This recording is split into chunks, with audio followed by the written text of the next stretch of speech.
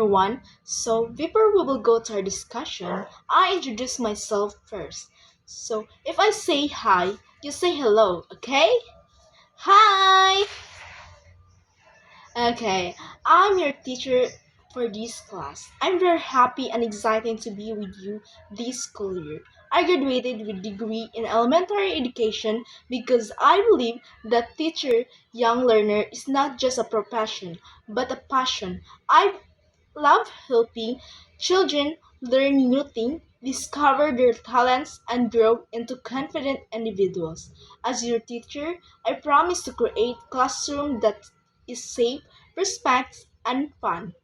I believe that learning should not only about look, books, and exam, but also about understanding creatively and cooperative.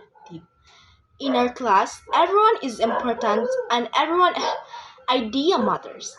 And also believe that mistakes are part of our learning. So don't not afraid to ask questions. Share your thoughts and try your best. I'm here to guide you and support your journey.